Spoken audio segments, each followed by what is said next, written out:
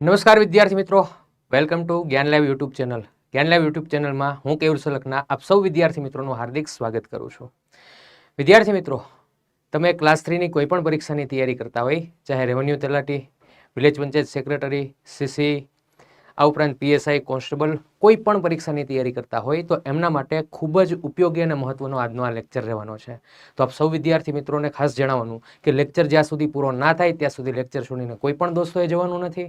લેક્ચરને like કરી દો અને તમારા મિત્ર વર્તુળમાં વિડીયોની લિંકને શેર કરી દો. અને હા, લેક્ચર આખો જોઈ લેજો. પછી જો તમને મજા આવે તો નીચે કમેન્ટ બોક્સની અંદર વિદ્યાર્થી મિત્રો 100% તમે તમારો રિવ્યૂ જે છે એ પણ આપજો. ક્લિયર? ચાલો, તો પરીક્ષાને લક્ષી જે મહત્વની આજના આપણો લેક્ચર જે છે એની આપણે શરૂઆત કરીએ. તો ભારતના પ્રાદેશિક સત્યાગ્રહોની જરૂર શા માટે પડતી હોય છે? ઇતિહાસની અંદર એક મહત્વનો મુદ્દો છે દોસ્તો, જેને આપણે કહીએ છીએ સત્યાગ્રહો. વર્ષ 1915 મિસ્ટર ગાંધી એટલે કે મોહનદાસ કરમચંદ ગાંધી એનું ભારતમાં સ્વદેશાગમન થતું હોય છે.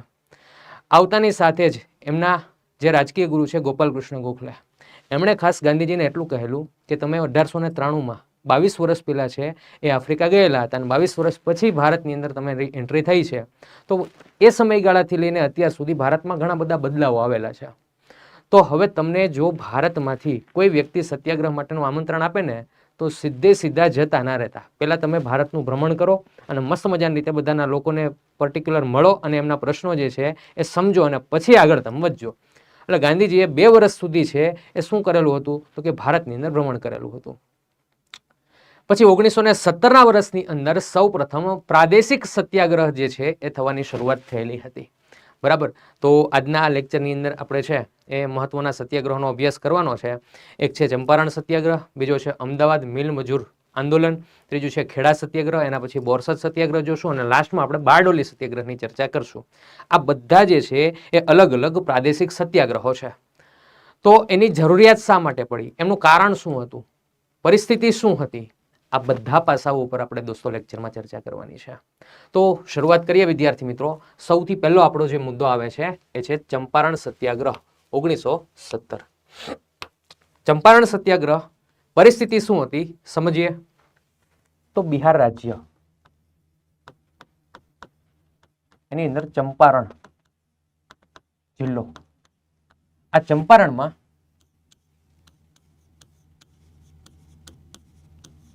તીન કઠિયા પદ્ધતિ દાખલ કરવામાં આવેલી હતી. અને આ તીન કઠિયા પદ્ધતિ દાખલ કોણે કરી હતી તો કે અંગ્રેજ જમીનદારોએ. પ્રશ્ન થાય સાહેબ આ તીન કઠિયા પદ્ધતિ એટલે શું, સમજાવો ને. સમજો.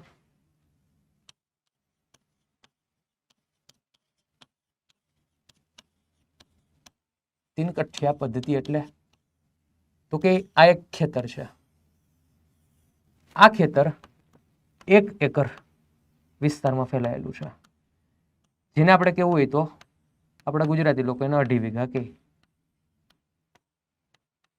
અને 20 કઠ પણ કહેવામાં આવે છે.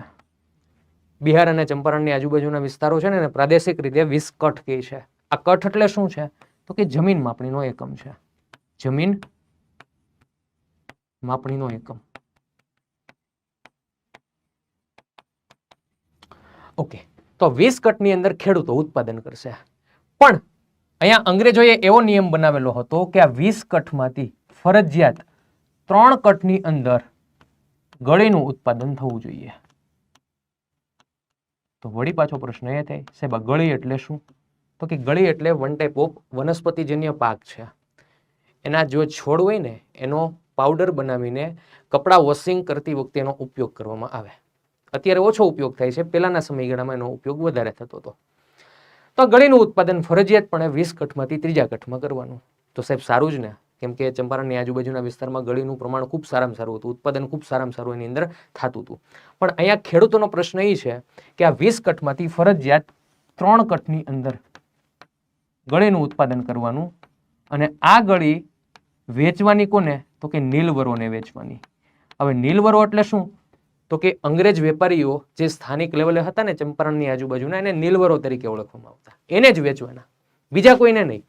એટલે ખેડૂતો નીલવરોને વેચશે ને નીલવરો એનો ઓછો ભાવ આપશે. એટલે ખેડૂતોનું શું થયું, શોષણ થયું. બીજો પ્રશ્ન એ હતો કે ગળીનો પાક છે ને પાણીનું સૌથી વધારે પ્રમાણ જોઈએ અને દુષ્કાળ જેવી પરિસ્થિતિમાં પ્રોપર રીતે એનું ઉત્પાદન પણ નહોતું થતું અને ગળીનો પાક એ ગળીના છોડ જ્યાં ઉગતા હોય ને તો જમીનની ફળદ્રુપતા પણ ઘટે. આ બધા પ્રશ્નો હતા ને જેના કારણે ખેડૂતો છે એને તકલીફ પડતી હતી. ખેડૂતોને અહીંયા નીલવરો ઓછા ભાવ આપતા હતા. આ મૂળ ખેડૂતોનો પ્રશ્ન હતો. ઓકે, એટલે એ ખેડૂતોનું શું થાય છે? શોષણ. એટલે બધા ખેડૂતો મૂંઝાણા. એમણે ત્યાંના સ્થાનિક જે નેતાઓ હતા એ નેતાઓને જાણ કરી. ત્યાંના સ્થાનિક 2 નેતાઓ, ખાસ યાદ રાખો, સ્થાનિક નેતાઓ, એમાંથી એક વ્યક્તિ છે રાજકુમાર શુક્લ અને બીજા વ્યક્તિ છે રાજેન્દ્ર પ્રસાદ. આ બંને સ્થાનિક નેતાઓ હતા. તો ખેડૂતોનું શોષણ થાય છે. ખેડૂતોએ આ બંને વ્યક્તિઓને જાણ કરી. ઓકે, આ બંને વ્યક્તિઓએ એ સમયગાળાના મેજિસ્ટ્રેટ સમક્ષ જે છે રજૂઆત કરી કે ભાઈ 3 કઠિયા પદ્ધતિથી ખેડૂતોનું શોષણ થાય છે, આમાં તમે કંઈક વ્યવસ્થિત રીતે ડિસિઝન લો કે જેથી ખેડૂતોનું શોષણ ન થાય. પણ મેજિસ્ટ્રેટ કોઈ પણ પ્રકારનો રિપ્લાય આપતા નથી. અંતે રાજકુમાર શુક્લ આમંત્રણ આપશે ગાંધીજીને. પ્રશ્ન પરીક્ષાની અંદર પૂછાઈ ગયો છે, બરાબર, કે ચંપારણ સત્યાગ્રહ કરવા માટે ગાંધીજીને આમંત્રણ કોણ આપતા હોય છે? તો રાજકુમાર શુક્લ આમંત્રણ આપતા હોય છે. ઓકે, ગાંધીજીને આમંત્રણ મળ્યું. ગાંધીજી છે, નરહરી પરીખ છે, રવિશંકર મહારાજ છે, જેબી કૃપલાણી છે, આ બધા વ્યક્તિઓ છે ટ્રેન મારફતે જશે ચંપારણ. ચંપારણમાં ટ્રેન પહોંચી, એક પછી એક બધા વ્યક્તિઓ નીચે ઉતરે છે અને જેવા ગાંધીજી નીચે ઉતરતા હતા એટલે અંગ્રેજોએ ગાંધીજીને રોક્યા. મિસ્ટર ગાંધી, તમારે અહીંયા એન્ટ્રી કરવાની નથી. પણ ગાંધીજી ખાસ કાયદાના જાણકાર વ્યક્તિ, એમણે કીધું કે ભાઈ મેજિસ્ટ્રેટનો ઓર્ડર હોય ને કે તમને નીચે નથી ઉતરવા દેવાના, તો ટ્રેનમાંથી હું નીચે ના ઉતરું, અન્યથા હું નીચે ઉતરીશ. એટલે અંગ્રેજોએ સમજી ગયા કાયદાનો ખ્યા વ્યક્તિ છે, આની સામે પડાય નહીં. એટલે અંગ્રેજોએ કહી દીધું ગાંધીજીને, કાંઈ વાંધો નહીં બાપુ, તમારે જેવું કોણ થાય, જાવ દો, તમે ત્યારે ઉતરી જાવ નીચે. ગાંધીજી જેવા ઉતરશે ને એટલે મોતીહારી નામનું ગામ, ત્યાં આગળ વસવાટ કરશે. મોતીહારી ગામમાં જઈને પછી ચંપારણની આજુબાજુના વિસ્તારમાં બધા ખેડૂતો છે એને મળશે. ગાંધીજી ખેડૂતોની મુલાકાત લેશે. એવું કહેવાય છે કે 40-50 જેટલા ખેડૂતોની મુલાકાત લીધી. 3 કઠિયા સિસ્ટમ ખરેખર અવેલેબલ છે અને એનાથી ખેડૂતોનું નુકસાન થાય છે એ ગાંધીજીએ બધી વસ્તુ જાણી. પછી ગાંધીજીએ મેજિસ્ટ્રેટ સમક્ષ રજૂઆત કરી. આ બધાય ખેડૂતોને કીધું બધાય એપ્લિકેશન કરો. હવે ખેડૂતોને એપ્લિકેશન લખતા આવડે નહીં, પણ ગાંધીજી છે એ બેરિસ્ટર, એમણે મસ્ત મજાનું સેટઅપ કરી લીધું અને મેજિસ્ટ્રેટ સમક્ષ જે છે એ અરજીઓ ભેગી થઈ, થપ્પો ભેગો થઈ ગયો. એટલે મેજિસ્ટ્રેટે ફૂલ પ્રેશરાઇઝ થઈને શું કરવું પડ્યું? એક તપાસ કમિશન નીમવું પડ્યું. બરાબર, તો મેજિસ્ટ્રેટ હવે નીમશે તપાસ કમિશન. હવે એનું તપાસ કમિશન કેવું હોય? જલિયાવાલા બાગના હત્યાકાંડ જેવું. બરાબર, આ તપાસ કમિશનનું નામ શું હતું? ચંપારણ કૃષિ સમિતિ. આ એક સમિતિ બનાવી. હવે ગાંધીજીને આ લોકો ઉપર વિશ્વાસ નહીં એટલે ગાંધીજીએ કીધું એક સભ્ય મન બનાવજો એમાં. તો ચંપારણ કૃષિ સમિતિના એક સભ્ય તરીકે જે છે ગાંધીજી આવ્યા. એટલે આ સમિતિના સભ્યોએ શું કરવાનું હતું? તો કે ખેડૂતો પાસે જઈને એમના પ્રશ્નોનું નિરાકરણ કરવાનું હતું. ગાંધીજી આના સભ્ય હતા એટલે ગાંધીજીએ શું કર્યું? તો કે આ સમિતિના બધા સભ્યોને હાથ પકડી પકડી બધાય ખેડૂતોના ખેતરમાં લઈ ગયા. એ કે જો અહીંયા 3 કઠિયા પદ્ધતિનો વિરોધ કરવાનો છે, બરાબર, આ 3 કઠિયા પદ્ધતિ છે એ યોગ્ય રીતે અવેલેબલ છે, તો આપણે એનો બંધ કરવા માટે તમને ખેડૂતની મુલાકાત કરવા. ગાંધીજીએ બધાય ખેડૂતોની મુલાકાત કરાવી. બરાબર, હવે 50-60 જેટલા ખેતરમાં આ અંગ્રેજોને ખરાબ બપોરના ગાંધીજીએ ફેરવા, આ શેઢેથી ઓલા શેઢા સુધી. આ ભૂરિયાઓ થઈ ગયા લાલ ટમેટા જેવા. એમણે ગાંધીજીને કીધું, mister Gandhi, you are right, તમે સાચા છો. 3 કઠિયા પદ્ધતિથી ખેડૂતોનું નુકસાન થાય છે, એનું શોષણ થાય છે. આના માટે કંઈક ડિસિઝન લેવું પડશે. એટલે એ સમયગાળા દરમિયાન આ સમિતિએ પોતાનો અહેવાલ આપ્યો અને એ સમયગાળા દરમિયાન અંગ્રેજોએ એક અધિનિયમ બહાર પાડ્યો. અધિનિયમ કયો હતો? ચંપારણ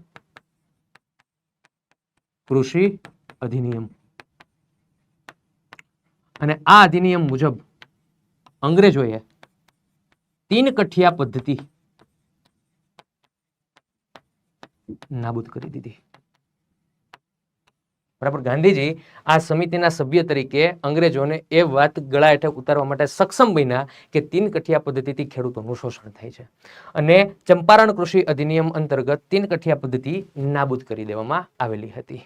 ઓકે, હવે આ જે 3 કઠિયા પદ્ધતિ નાબૂદ થઈને એટલે ગાંધીજીથી એક વ્યક્તિ પ્રભાવિત થતા હોય છે રવિન્દ્રનાથ ટાગોર. અને રવિન્દ્રનાથ ટાગોર ગાંધીજીને એક બિરુદ આપતા હોય છે મહાત્મા. તો યાદ રાખજો, રવિન્દ્રનાથ ટાગોર. બિરુદ કયું આપતા હોય છે? તો મહાત્માનું બિરુદ આપતા હોય છે. કોને? તો કે ગાંધીજીને. બરાબર, આ મહત્વની ફેક્ટ છે. બીજી ફેક્ટ, ગાંધીજીનો ભારતમાં સૌ પ્રથમ સત્યાગ્રહ કયો? તો ચંપારણ સત્યાગ્રહ. તો યાદ રાખજો, ભારતમાં સૌ પ્રથમ સત્યાગ્રહ એ ચંપારણ સત્યાગ્રહ છે. ક્લિયર? તો આવી રીતે ખેડૂતોને જે શોષણ થતી તીન કઠિયા પદ્ધતિ હતી એ ગાંધીજીના પ્રયત્નોથી જે છે એ નાબૂદ કરવામાં આવેલી હતી અને ઝળહળતી સફળતા છે આ સત્યાગ્રહની અંદર પ્રાપ્ત થતી હોય છે. બરાબર, તો અહીંયા ચંપારણ સત્યાગ્રહ જે છે એ આપણે પૂર્ણ કરીએ છીએ.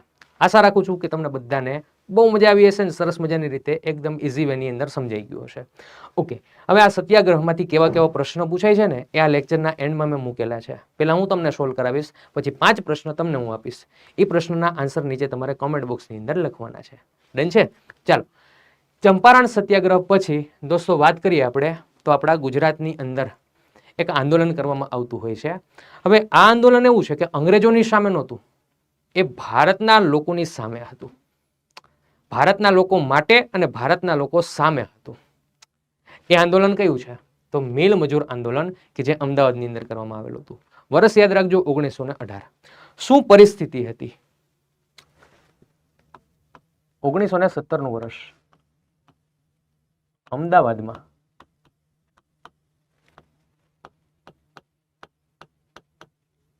પ્લેગનો રોગચાળો ફાટી નીકળ્યો. એટલે અમદાવાદમાં કરવામાં આવ્યું લોકડાઉન. ધંધા ઉદ્યોગો થઈ ગયા બંધ. ઓકે, એનો મતલબ કે અમદાવાદની અંદર ઉદ્યોગોનું પ્રમાણ વધારે અને મિલનું પ્રમાણ તો બહુ વધારે. બરાબર, તો મિલ માલિકો એમણે મિલ કરી દીધી બંધ. મિલ બંધ કરી એટલે એની અંદર જેટલા પણ મિલ મજૂરો હતા આ બધાને છૂટા કરી દીધા. એટલે બધા જે છે કામ વિહોણા થઈ ગયા. મિલ મજૂરો રોજમદાર વર્ગ છે, ડેઈલી કામ કરે ને ડેઈલી પૈસા કમાય, આવું એનું કામ હતું. હવે અહીંયા લોકડાઉન થયું, મિલ માલિકોએ મિલ કરી દીધી બંધ અને મજૂરો થઈ ગયા નવરા. ઓકે, પણ દોસ્તો આ મિલ મજૂરોની આવક બંધ થઈને આ ગુજરાતના વ્યક્તિઓ હતા. ગુજરાતમાં ભૂખાને અન્ન મળે ને એવી વ્યવસ્થા ઓલરેડી થયેલી જ હોય છે. આ ગુજરાતની ધરા છે, આની અંદર કોઈ ભૂખો છે એ હેરાન થાય નહીં. આ મિલ મજૂરોને છે એક સમાજ સેવિકા જેનું નામ છે અનસુયાબહેન. સમાજ સેવિકાનું નામ શું છે? તો કે અનસુયાબહેન. સમાજ સેવિકા હતા. એમણે આ મજૂરોને કીધું કે જ્યાં સુધી તમને ફરી પાછા કામ ન મળે ને ત્યાં સુધી તમારા દરેકે દરેક પરિવારના સભ્યોની જમવાની જવાબદારી મારી, તમને ભૂખા રહેવા દઈશ નહીં. અને મસ્ત મજાનું મજૂરો માટે સેટ તો થઈ ગયું હતું, ખાવા પીવાનું બધું સેટ થઈ ગયું હતું, એને નુકસાન થાય એમ હતું નહીં. ઓકે, હવે આ જે પ્લેગનો રોગચાળો હતો એ કંટ્રોલમાં આવી ગયો. જેવો કંટ્રોલમાં આવશે ને એટલે મિલ માલિકોએ મિલ જે બંધ કરી હતી ને ફરી પાછી ઓપન કરી નાખી અને બધાય મિલ મજૂરોને કહી દીધું હાલો બધાય કામ ધંધે આવતા રહ્યો. ઓકે, માહોલ મસ્ત મજાનો જામ્યો છે, મિલ મજૂરો બધાય કામ ધંધે જતા રહ્યા છે. ઓકે, પણ એ સમયગાળા દરમિયાન દોસ્તો 1914 થી લઈને 1918નું વર્ષ શરૂ હોય છે પ્રથમ વિશ્વયુદ્ધ. પ્રથમ વિશ્વયુદ્ધની અંદર પરિસ્થિતિ એવી બનશે કે આપણે ભારતના લોકો છે ને એ અંગ્રેજોના પક્ષે હતા. શું કામ? તો કે મિસ્ટર ગાંધીએ કીધેલું હતું કે અત્યારે પ્રથમ વિશ્વયુદ્ધની અંદર આપણે અંગ્રેજોને સાથ સપોર્ટ આપશું ને તો આપણને ભવિષ્યની અંદર આઝાદ થવા માટે એ લોકો કંઈક વિચારશે. એટલા માટે આપણા ભારતના લોકો છે સપોર્ટમાં હતા અંગ્રેજોને. એટલે ભારતમાંથી મોટાભાગની વસ્તુઓ વિશ્વયુદ્ધની અંદર વપરાતી હતી. 4-5 વર્ષનો સમયગાળો હતો. ઓકે, પરિસ્થિતિ એવી બની કે આપણા ગુજરાતની આજુબાજુના વિસ્તારમાં ખાસ કરીને અમદાવાદમાંથી ઘણા બધા વિસ્તારમાંથી વસ્તુઓ છે એ બધી ગઈ વિશ્વયુદ્ધની અંદર. ખાવા પીવાની વસ્તુઓ હોય, ઘર વપરાશની વસ્તુઓ અને મોટાભાગની વસ્તુઓ વિશ્વયુદ્ધની અંદર વપરાતી હોય છે. ઓકે, હવે પરિસ્થિતિ એવી બની કે અમદાવાદની અંદર વસ્તુઓનું પ્રમાણ ઘટ્યું, સામે વસ્તુઓની માંગ વધી. એટલે 100% આપણે સમજી શકીએ, એક કન્સેપ્ટ સમજી શકીએ કે કોઈ વસ્તુની માંગ વધે છે જ્યારે એનું ઉત્પાદન ઓછું થતું હોય અને માંગ વધતી હોય ને ત્યારે ભાવની અંદર વધારો થાય. તો અહીંયા પરિસ્થિતિ એવી બની કે ભાવમાં વધારો થયો. શાકભાજી મોંઘા થઈ ગયા ભાઈ, ખાવા તો જોઈએ ને હવે, હા, તો ભાવ વધારો થયો એના માટે આ બધા મિલ મજૂરો છે એમણે શું કર્યું તો કે પગાર વધારાની માંગણી કરી.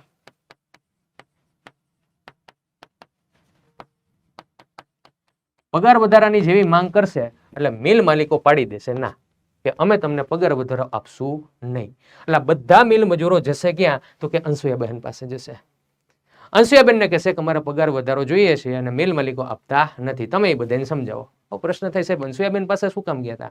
એની પાછળ જવાના બે કારણો હતા. પહેલું કારણ કે જ્યારે મિલ માલિકોએ મિલ બંધ કરી ત્યારે મજૂરોને ભરણ પોષણ કરવાની જવાબદારી અંશુયાબેને લીધી હતી, સમાજ સેવિકા હતા. બીજું કારણ એ કે મિલ એસોસિએશનના પ્રમુખ અંબાલાલ સારાભાઈ હતા. સમજો, મિલ એસોસિએશન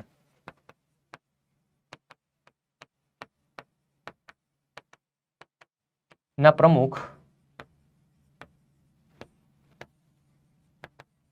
અંબાલાલ સારાભાઈ હતા. અને આ અંબાલાલ સારાભાઈ એટલે કોણ તો કે અંશુયાબેનના મોટા ભાઈ. બરાબર, એટલે એનું કહેવાનું મિલ મજૂરોનું એમ હતું કે તમે તમારા મોટા ભાઈને જાણ કરો અને એમને કહો કે અમારા પગાર વધારો જોઈએ છે, એટલે એ મિલ માલિકોને સમજાવો ને અમારો પગાર વધી જાય. પણ અંશુયાબેને કીધું કે આમાં ઘરમાં ડખું થાય, મોટભાઈ માને એમ છે નહીં. અંશુયાબેને બધા મજૂરોને ના પડતી હતી, મજૂરો થઈ ગયા દુઃખી. એટલે અંશુયાબેને કીધું દુઃખી થાવમાં, તમે જ્યારે દુઃખી હતા ત્યારે મેં તમને સપોર્ટ કર્યો, તો આજે હું તમને દુઃખી નહીં થવા દઉં. મારી પાસે એક વ્યક્તિ છે, એ વ્યક્તિ પાસે તમે જાઓ ને તમારા પ્રશ્નોનું નિરાકરણ થઈ જાય. મિલ મજૂરોએ કીધું કોણ? અંશુયાબેને નામ આપ્યું ગાંધીજીનું. અંશુયાબેને સજેસ્ટ કોનું નામ કર્યું તો કે ગાંધીજી. કે ગાંધીજીને આ સત્યાગ્રહની જવાબદારી આપણે સોંપીએ ને તો તમને 100% સફળતા મળશે. આંદોલનની અંદર ગાંધીજીની હવે એન્ટ્રી થશે. ગાંધીજી સુધી અંશુયાબેન આ વાત પહોંચાડી. ગાંધીજી આવતા હોય છે ક્યાં તો કે અમદાવાદની અંદર એન્ટર થતા હોય છે અને બધા મિલ મજૂરોને મળતા હોય છે. પરિસ્થિતિ એવી હતી કે સામે બધા મિલ મજૂરો બેઠા હતા અને અહીંયા ગાંધીજી બેઠા હતા. ગાંધીજી મસ્ત મજાની છે એ રિવોલ્વિંગ ચેર ઉપર બેઠા હતા અને સામે બધા મજૂરો છે એ ગોઠવાઈ ગયા હતા ભારતીય બેઠકમાં. ઓકે, એટલે ગાંધીજીએ કીધું કે મેં તમારો પ્રશ્ન સાંભળ્યો છે કે તમારો પગાર વધારો જોઈએ છે. એટલે બધા મજૂરો કે હા સાહેબ જોઈએ છે અમારે. ગાંધીજી એક જણાનું ઉભો કરીને કીધું કેટલો પગાર વધારો જોઈએ છે? એ વ્યક્તિ કીધું 50% જોઈએ છે. એટલે ગાંધીજીએ પહેલા તો આમ બે ઘડી જોઈ રહ્યા, પછી કીધું આપ્યો? મજૂરો કે નહીં, એ કે નો જ આપે ને, 50% પગાર વધારા મગતા હશે કે 50% પગાર વધારો મગાઈ કે? મજૂરો કે પણ અમે બેઠા હતા પછી માગી જ લીધું 50% જોઈએ છે અમારે. તો 50%ની માંગ કોણે કરી તો કે મજૂરોએ કરી. ગાંધીજીએ કીધું થોડુંક ડિસ્કાઉન્ટ રાખો, મજૂરોને માણ સમજાવ્યા. મજૂર કે વાંધો નહીં બાપુ તમે કહો એટલું રાખીએ. ગાંધીજી કે 35% રાખો અને તમે મિલ એસોસિએશનના પ્રમુખને જઈને કહો કે અમારે 35% પગાર વધારો જોઈએ છે. ઓકે, તો બધા મજૂરો જશે અંબાલાલ સારાભાઈ પાસે અને એમને એમ કહેશે કે અમારે 50% નહીં 35% જોઈએ છે. એટલે અંબાલાલ સારાભાઈ ચકરી ખાઈ ગયા કે 50 માંથી 35 આવ્યા. તો અંબાલાલ સારાભાઈએ બધા મિલ માલિકોને કીધું કે મજૂરો આવ્યા છે અને એ 50ની જગ્યાએ 35%નું કહે છે. એટલે મિલ માલિકોએ અચંબામાં પડી ગયા કે આ 50 માંથી 35 કેમ આવ્યા? એટલે કીધું કે ભાઈ જો અમને 35% મોંઘું પડે છે, બરાબર, હજી કંઈક ડિસ્કાઉન્ટ તમે કરો તો અમે કંઈક વિચારીએ. પણ આવો પ્રશ્ન એ છે કે તમે બધા 50 માંથી 35 શું કામ આવ્યા? તો મિલ મજૂરોએ કીધું અમારા આગેવાને કીધું ને. એટલે તમારા આગેવાન કોણ છે? તો મિલ મજૂરો કે ગાંધીજી.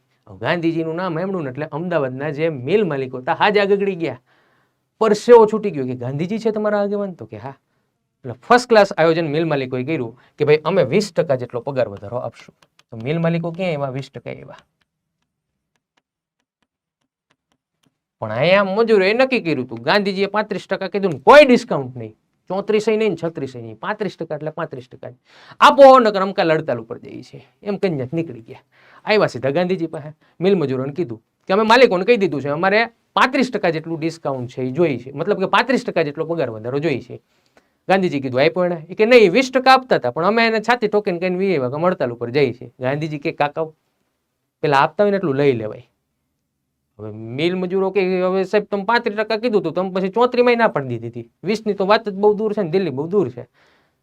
પ્રશ્ન એવો આવીને ઉભો રહ્યો કે અહીંયા ગાંધીજીએ મિલ મજૂરોના પક્ષે ઊભું રહેવાનું હતું. એટલે ગાંધીજીએ શરૂઆત કરી આમરણાંત ઉપવાસની. આ સૌ પ્રથમ એવો સત્યાગ્રહ છે કે ગાંધીજીએ આમરણાંત ઉપવાસની શરૂઆત કરી. તો અહીંયા ખાસ યાદ રાખજો કે હવે ગાંધીજી શરૂ કરશે આમરણાંત ઉપવાસ.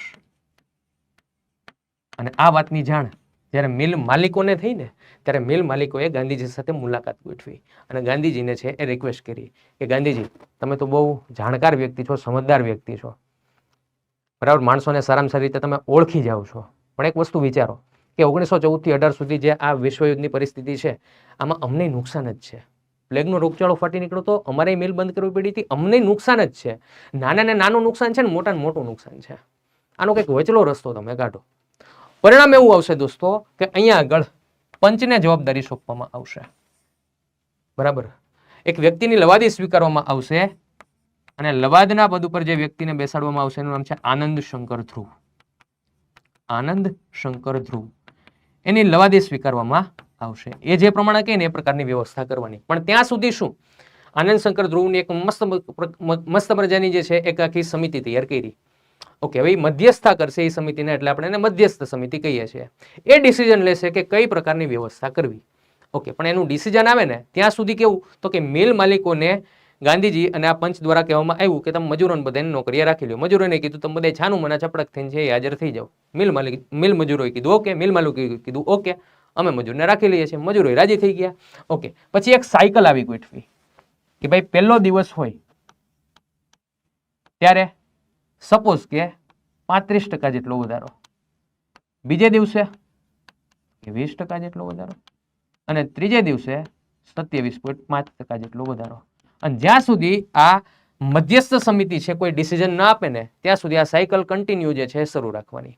અને અંતે એવું નિરાકરણ આવેલું કે ગાંધીજી જે 35% કહેતા હતા ને એ આપવા માટે મિલ મજૂરો રાજી થઈ ગયા, સોરી મિલ માલિકો રાજી થઈ ગયા. અને આ પ્રશ્ન પરીક્ષામાં પૂછાઈ ગયો છે કે ગાંધીજી અનશન ઉપર ઉતર્યા ને એ સમયગાળા દરમિયાન મિલ માલિકો કેટલા ટકા પગાર વધારો માટે આપવા માટે રાજી થઈ ગયા હતા? 35% આવશે. તો ફાઇનલ ડિસિઝન એવું આવ્યું 35% જેટલો પગાર વધારો મળશે. આ પ્રશ્ન પરીક્ષાની અંદર પૂછાઈ ગયેલો છે, ખાસ વિદ્યાર્થી મિત્રો યાદ રાખજો. ઓકે, આવી રીતે આ સત્યાગ્રહ જે છે એનો અંત આવતો હોય છે. પણ આ સત્યાગ્રહ છે ને દોસ્તો એને ધર્મયુદ્ધ સાથે સરખાવવામાં આવેલો છે. ધર્મયુદ્ધ સાથે આ જે આખું આંદોલન છે એને સરખાવવામાં આવેલું છે. દોસ્તો અહીંયા પરિસ્થિતિ જુઓ તમે, ગાંધીજી જ્યારે 1915માં ભારત આવશે ને પછી કોચરબ આશ્રમની સ્થાપના કરશે, સાબરમતી આશ્રમની સ્થાપના કરશે. તો સાબરમતી આશ્રમની સ્થાપના વખતે એને 13,000 રૂપિયાનું ફંડ આપેલું હતું અંબાલાલ સારાભાઈએ, કે જે મિલ એસોસિએશનના પ્રમુખ હતા. અને ગાંધીજીએ લડત આપવાની હતી મિલ એસોસિએશનના માલિકો એટલે કે એના વતી એના પ્રમુખ સાથે. બરાબર, એટલે આ મોટામાં મોટી એક બાબત કહેવાય કે જેને સપોર્ટ કર્યો તો એની સામે જ અહીંયા લડત માટે ગાંધીજીએ ઉતરવું પડ્યું છે. બીજું કે હંસુયાબેન સારાભાઈ જે છે એ સમાજ સેવિકા છે, અંબાલાલ સારાભાઈના બહેન છે. ઓકે, તો ભાઈ બહેન વચ્ચે પણ અહીંયા દોસ્તો એક તકરાર આપણને જોવા મળે છે. ત્રીજી પરિસ્થિતિ એવી બનશે કે મોટાભાગના સત્યાગ્રહો અંગ્રેજોની સામે હતા, પણ અહીંયા અંગ્રેજોની સામે નહીં, ભારતના લોકોની સામે જ ભારતના લોકોએ સત્યાગ્રહ કરેલો હતો. આવી પરિસ્થિતિ આપણને જોવા મળે છે. અને આમાં કોઈ પણ પ્રકારની હિંસા કરવામાં નહોતી, એવી અહિંસક રીતે આખું જે આંદોલન છે, ચળવળ છે દોસ્તો એ પૂર્ણ થતી હોય છે. તો આ રીતે મસ્ત મજાનો આ આંદોલનનો સુખદ અંત આવતો હોય છે. હવે ગાંધીજીએ નક્કી કર્યું કે આ મજૂરોના જે કંઈ પણ પ્રશ્નો હોય ને એના નિરાકરણ માટે આપણે એક યુનિયન બનાવીએ, એક સંઘ બનાવીએ. તો ગાંધીજી જે છે એમના માર્ગદર્શન હેઠળ મજૂર મહાજન સંઘની સ્થાપના કરવામાં આવેલી. ક્યારે? તો કે 1920માં. અને એના પ્રમુખ તરીકે કોને રાખવામાં આવેલા હતા? એના પ્રથમ અધ્યક્ષ તરીકે કોને રાખવામાં આવેલા હતા? અનસુયાબહેનને. અનસુયાબેન એને પ્રથમ પ્રમુખ તરીકે રાખવામાં આવેલા હતા. બરાબર, મજૂરોના તમામ પ્રશ્નોનું નિરાકરણ આ સંઘના માર્ગદર્શન હેઠળ આ સંઘ થકી જે છે એનું સોલ્યુશન આવતું હોય છે. તો આવી વ્યવસ્થા જે છે એ અમદાવાદ મિલ મજૂર આંદોલન સમયગાળા દરમિયાન થયેલી હતી. આ પરિસ્થિતિ હતી અને આ ઘટના જે છે દોસ્તો બનેલી હતી. તો આવી રીતે આ આંદોલન પણ અહીંયા આગળ થતું હોય છે પૂર્ણ. આશા રાખું છું કે બધાને મજા આવી હશે અને સરસ મજાની રીતે આપણા બે મસ્ત મજાના સત્યાગ્રહો અને આંદોલનની આપણે વાત કરીએ છીએ. એની અંદર ચંપારણ સત્યાગ્રહ 1917 આપણે કમ્પ્લીટ કર્યો અને બીજું અમદાવાદ મિલ મજૂર આંદોલન એ આપણે કમ્પ્લીટ કરેલો છે. ક્લિયર? આના પ્રશ્નો હમણાં તમને સોલ્વ કરાવું છું. ચાલો, એના પછી નેક્સ્ટ આવે છે ખેડા સત્યાગ્રહ કે જે 1918ના વર્ષની અંદર થતો હોય છે. હવે શું પરિસ્થિતિ હતી સમજવાનો પ્રયત્ન કરો. વર્ષ 1917 અતિવૃષ્ટિ થતી હોય છે, વધારે વરસાદ પડતો હોય છે ખેડા અને એની આજુબાજુના વિસ્તારમાં.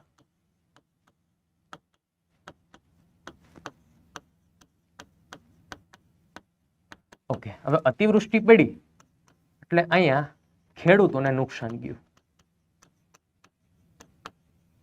તો પ્રશ્ન થાય છે અતિવૃષ્ટિ પડી, વધારે વરસાદ પડ્યો તો ખેડૂતને નુકસાન શું કામ થાય? વરસાદ પડે તો સારું ને, પણ યાદ રાખો કોઈ પણ વસ્તુનો અતિરેક છે ને હાનિકારક છે. વરસાદ જરૂર હોય એટલો પડે ને તો પાક છે હોળા નહીં થાય, પણ અહીંયા જરૂર કરતાં વધારે વરસાદ પડી ગયો એટલે પાકનું થઈ ગયું ધોવાણ, પાક નિષ્ફળ ગયો. ખેડૂતોને નુકસાન એટલા માટે ગયું કે પાક ગયો નિષ્ફળ. એટલે ખેડૂતોનો પ્રશ્ન એ હતો કે અંગ્રેજોને અમારે રિક્વેસ્ટ કરવી છે કે અમને કર માફી આપો, કેમ કે અંગ્રેજોના અલગ અલગ પ્રકારના જે છે એ નિયમો હતા કે પાક ચોથા ભાગ કરતાં ઓછો થાય ને તો એ નિષ્ફળ પાક ગણાશે, 6 આની કરતાં ઓછો પાક થાય તો એમના માટે પણ મહેસૂલ માટેની અલગ વ્યવસ્થા હતી કે મુલતવી રાખવું અથવા તો નેક્સ્ટ યરની અંદર ભરવું. આવા ટર્મ્સ એન્ડ કન્ડિશન અંગ્રેજોના હતા. અહીંયા પરિસ્થિતિ એવી બની કે એના નિયમ મુજબ જ પાક કેવો છે તો કે નિષ્ફળ છે, એટલે એને કર માફી જોતી હતી. પણ અંગ્રેજો એકના બે થયા નહીં. અંગ્રેજોએ શું કર્યું? સતત ને સતત મહેસૂલ જે નક્કી કરેલું હતું ને એમાં કોઈ ડિસ્કાઉન્ટ નહીં, એટલું જ મહેસૂલ ઉઘરાવવાનું શરૂ રાખ્યું. એટલે ખેડૂતોના પ્રશ્ન એ હતો કે અહીંયા અમારે પાક નિષ્ફળ ગયો છે, અમે કર તમને ક્યાંથી આપીએ, મહેસૂલ અમે તમને ક્યાંથી આપીએ, આ પ્રશ્ન હતો. એટલે ખેડૂતોએ આ સત્યાગ્રહ જે છે કરવા પાછળનું કારણ એકમાત્ર એ હતું કે ભાઈ મહેસૂલ માફ કરવામાં આવે. અંગ્રેજોને પહેલા છે એ રિક્વેસ્ટ કરી, આજીબાલા કર્યું, અંગ્રેજો એકના બે થયા નહીં. પછી ખેડૂતો ત્યાંના બે સ્થાનિક વ્યક્તિઓને મળશે. એક વ્યક્તિ છે વિઠ્ઠલભાઈ પટેલ અને બીજા વ્યક્તિ છે મોહનલાલ પંડ્યા. આ બંનેને કહેશે, ખેડૂતો બધા પ્રશ્ન કહેશે કે અમારા પાક આ વખતે નિષ્ફળ ગયો છે એટલે અમારે કરમાંથી માફી જોઈએ છે. અંગ્રેજો અમે રિક્વેસ્ટ કરવા માટે ગયા હતા પણ એકના બે થતા નથી. આ બંને ભાઈઓ છે એ કલેક્ટરને મળવા માટે જશે. ખેડાના કલેક્ટર પણ એકમાંથી બે થતા નથી, એકમત જ રાખે છે કે નહીં અમે મહેસૂલ તો લેશું જ. આ બે કહે છે પણ સમજો તો ખરા, આ વખતે વરસાદ ઓછો પડ્યો છે, હવે ખેડૂતો છે આત્મહત્યા કરે એવી પરિસ્થિતિ આવી ઊભી થઈ છે, તમને મહેસૂલ ક્યાંથી આપવાના છે? આ બે ભાઈઓને ડિસ્ટ્રિક્ટ કલેક્ટરે એટલું કીધું કે અમારા અમલદારો છે ને ત્યાં ચેક કરવા માટે ગયા હતા. બે ખેતરોની અંદર, ખેતરો બંને બાજુ છે ને વચ્ચે અમારા અમલદારો ગયેલા હતા, પણ ત્યાં આજુબાજુના વિસ્તારમાં લીલોતરી બહુ વધારે છે, એટલે ઉત્પાદન તો થયું જ છે, એટલે છાનું મને એ બધાને કહેજો કર ભરતી. એટલે અહીંયા વિઠ્ઠલભાઈ પટેલનો મગજ ગયો એ કે પ્રભુ એને પાક ઉગ્યો ન કહેવાય, એ લીલું ખડ ઉગ્યું છે, આ લીલો દુકાળ પીડ્યો છે, એમાંથી કઈ આવક ન થાય, આવક થાય તો તમને પૈસા આપે ને, પણ અંગ્રેજો એકના બે થતા નથી. એટલા બે ભાઈઓએ પણ નમતું જોઈખું. મોહનલાલ પંડ્યાએ વિચાર કરી લીધો કે આ અંગ્રેજોની જાત છે, ચમત્કાર વગર નમસ્કાર કરે નહીં, આને ચમત્કાર 100% બતાવવો પડશે. એને ચમત્કાર બતાવે એવા એકમાત્ર વ્યક્તિ મિસ્ટર ગાંધી. ક્લિયર? એટલે મોહનલાલ પંડ્યા જે છે એ શું કરશે તો કે ગાંધીજીનો કોન્ટેક્ટ કરશે અને ગાંધીજીને કહેશે બાપુ એક કામ પડ્યું હે, તમે જેવી રીતે આફ્રિકામાં ધબધબાટી બોલાવી, ચંપારણમાં ધબધબાટી બોલાવીને એવી ધબધબાટી બોલાવવા માટે તમારે આપણા ગુજરાતની અંદર, આપણા ખેડાની અંદર આવવું પડશે. એટલે ગાંધીજીએ પૂછ્યું શું કામ? તો કે ગાંધીજીને કીધું કે ખેડાની અંદર પાક નિષ્ફળ ગયો છે એટલે ખેડૂતોએ કર માફી માટે રિક્વેસ્ટ કરી, આ ભૂરિયાઓ કર માફી આપતા નથી. ગાંધીજીએ કીધું ઓકે, થોડી વાર હોલ્ડ કરો, હું આવું જ છું. સમજાય છે? એ સમયગાળા દરમિયાન ગાંધીજી આવશે ખેડામાં. પર્ટિક્યુલર એક લોકેશન આપણને બુકની અંદર બતાવતા હોય છે, દશાશ્રી માળી ની વાડી. એમાં ગાંધીજી એક મિટિંગ બોલાવશે. અહીંયા દશાશ્રી માળીની વાડીમાં ગાંધીજી છે અને ગાંધીજીની સામે બધા ખેડૂત ભાઈઓ છે. આ બધા ખેડૂત ભાઈઓ અહીં ગોઠવાઈ ગયા છે. આમાં ગાંધીજી બેઠા છે. બરાબર? આમાંથી ખેડૂતોને પૂછ્યું તમારો પ્રશ્ન શું છે? એ કે અમારે કર માફી જોઈએ છે. ગાંધીજી કે ઓકે, મને બધી માહિતી છે મોહનલાલે જણાવી છે, તમે 100% બધા સાચા છો. બરાબર? તમને ખરેખર કરમાંથી માફી મળવી જોઈએ. ઓકે, એટલે ગાંધીજીએ અહીંયાથી બે પ્રતિજ્ઞા લીધેલી હતી કે આજીવન ખાદી પહેરીશ અને આજીવન પાઘડી નહીં પહેરું.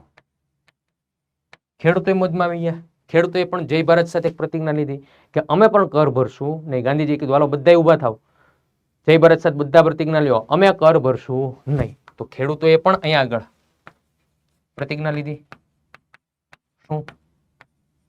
કર ન ભરવાની. પ્રતિજ્ઞાનો કાર્યક્રમ થઈ ગયો પૂરો. અહીંથી એક ખેડૂત ઉભા થયા. એ કે પ્રભુ કદાચ અંગ્રેજો એના અમલદારોને મોકલે અને ખેતરની અંદર મહેસૂલ વસૂલ કરવા માટે આવે તો શું કરવાનું? તો કે ખેતરમાં જ ઘેરવી હોવાનું. એ બાપુ ઘરે મોકલે તો શું કરવાનું? તો ગાંધીજીએ મસ્ત મજાની વ્યવસ્થા કરી. ગામનું પાદર હોય ને, ગામના પાદરની અંદર યુવાનોની ટુકડી તૈયાર કરી. અને બધા જે છે એ ઘોડેસવાર યુવાનો. જેવા સામેથી અંગ્રેજ અમલદારોને ઘોડા ઉપર આવતા જોઈ જાય એટલે આ બધા ઘોડેસવારો શું કરે તો કે ગામમાં ફરી વળે અને બધાને કહી દે અંગ્રેજો આવે છે. એટલે બધા છે ઘર ખાલી કરીને બહાર જતા રહે અથવા અગાસી ઉપર વયા જાય, વોટ એવર જે કંઈ પણ હોય, ટૂંકમાં ઘર કરી દે બંધ. ખખડાવે તો એ ઘર ખોલે નહીં, અને તાળા માર્યા હોય એટલે ખખડાવવાનો પ્રશ્ન રહેતો નથી. સતત આવું 3 થી 4 દિવસ થયું. જેવા અમલદારો આવે ગામ ખાલી, જેવા અમલદારો આવે ગામ ખાલી. હવે અમલદારો વિચારે મારું બેટું કંઈક તો ખેલ થાય જ છે આમાં. એટલે અમલદારો 4-5 દી પછી આવ્યા ને તો એમણે શું કર્યું તો કે ઘરની બહાર જોયું તો ઘરની બહાર એને પશુઓ જોવા મળ્યા, ઘરની બહાર એને કૃષિ સાથે સંકળાયેલા સાધનો જોવા મળ્યા. અને રેગ્યુલર યુઝમાં લઈ શકે ને ખેડૂત એવી ઘર વખરી જોવા મળી. 4-5 દિવસ પછી આવ્યા ને ત્યારે એને લોકો જોવા ન મળે ને તો આ બધી વસ્તુ એને જપ્ત કરવાની શરૂ કરી. બરાબર, કૃષિના સાધનો ઘર વખરી આ બધું જપ્ત કરીને જતા રહ્યા. ઓકે, પછી શું કર્યું તો કે એની હરાજી કરવાનું શરૂ કર્યું. પણ આપણા ગુજરાતી લોકો છે ને એકવાર છેતરાય, બીજી વાર નો છેતરાય. જ્યાં જ્યાં હરાજી થતી હતી ત્યાં બધા પોતપોતાનો માલ સામાન લેવા માટે પહોંચી ગયા. હરાજી થતી હતી, એક વ્યક્તિ બોલે કે આપણો એક આનો, તો પાછળ કોઈ બોલી ન લગાવે. ટૂંકમાં જે ખેડૂતનો માલ સામાન ગયો એ જ લઈને પાછો ઘરે આવ્યો. માલ સામાન આવી ગયો પાછો. એટલે અંગ્રેજો હલવાણા કે મારા બેટા હોશિયાર તો છે જ. એટલે અંગ્રેજોએ હવે શરૂ કર્યું આપણે ખેતરો જપ્ત કરીએ. ખેતરો જપ્ત કરવાનું શરૂ કર્યું. એમાં એ સમયગાળા દરમિયાન એક ખેડૂતના ખેતરમાં ડુંગળીનો પાક ખૂબ સારા પ્રમાણમાં હતો. એટલે ખેડૂત મૂંઝાણો. એ કે ગાંધીજી મારા ખેતરમાં ડુંગળીનો પાક બહુ સારામાં સારો થયો છે, તમને હું 10 કિલો જેટલી આપીશ તમ તારે, પણ મારો પાક છે ને એ અંગ્રેજોના તાબામાંથી મુક્ત કરાવો. એટલે ગાંધીજી કીધું કાંઈ વાંધો નહીં, તમે ટેન્શન લો માં, એની વ્યવસ્થા હું કરી દઉં છું. ખેડૂતને ત્યાંથી જય ભારત સાથે રવાના કરી દીધો. પછી ગાંધીજીએ બોલાવ્યા કોને તો કે મોહનલાલ પંડ્યાને, કે આપણા એક ખેડૂત ભાઈ છે એમણે પ્રતિજ્ઞા લીધી છે કર નહીં ભરે, એનું ખેતર જપ્ત કરવામાં આવ્યું છે અને એના ખેતરમાં ડુંગળીનો પાક બહુ જાજો થયો છે. હવે એ પાકને જપ્તમાંથી મુક્ત કરાવવાની જવાબદારી તમારી. મોહનલાલ પંડ્યા કે ઓકે બાપુ થઈ જાય. મોહનલાલ પંડ્યા 30-40 જણાને લઈને ખેતરની અંદર રાતે ઉતરે છે અને ડુંગળીનો પાક તો શું છે કે 2 હાથથી જે છે આવી રીતે આમ કરતા જઈને હોહરવા આ સાઈડેથી ઓલા સાઈડે ગયા અને ડુંગળીનો પાક જે છે એ લઈ લીધો. આ ડુંગળીનો પાક બધોય ખેતરમાં થઈ ગયો ખાલી. બીજે દિવસે હવારમાં અંગ્રેજોના અમલદારો આવ્યા ને તો એમણે જોયું તો ડુંગળીનો પાક થઈ ગયો તો ખાલી. હવે અંગ્રેજોએ તપાસ બેહારી કે આ કામ કોણે કર્યું છે. નામ ખુલ્યું કોનું તો કે મોહનલાલ પંડ્યાનું. અને અંતે મોહનલાલ પંડ્યાને છે એ થોડા સમય માટેની સજા પણ થતી હોય છે.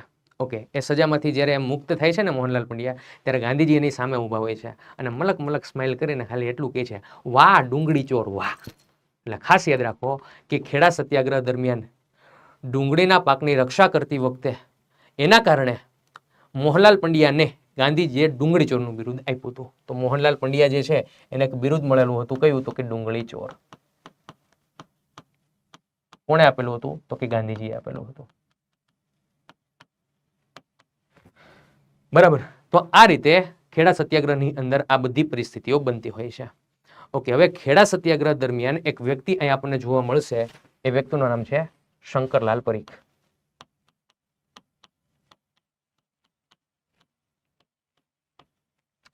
શંકરલાલ પરીખ એવા વ્યક્તિ છે કે આ સત્યાગ્રહને આબેહૂબ પોતાની આંખે જોયેલો છે અને એનું વર્ણન કરતું એક પુસ્તક લખેલું છે. એ પુસ્તકનું નામ છે ખેડા સત્યાગ્રહ.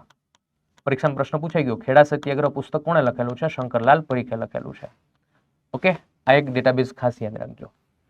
બીજી વસ્તુ, પ્રશ્ન એક એવો પૂછાઈ ગયો કે નીચેનામાંથી કયા સત્યાગ્રહથી વલ્લભભાઈ પટેલે વકીલાતનો અભ્યાસ છોડેલો હતો? તો ખેડા સત્યાગ્રહ આવશે. એનું કારણ છે ખેડા સત્યાગ્રહમાં ગાંધીજીને 2 સકર્મક અને સમર્પિત જોડીદારો મળે છે. એક છે રવિશંકર મહારાજ અને બીજા છે વલ્લભભાઈ પટેલ. તો વલ્લભભાઈ પટેલ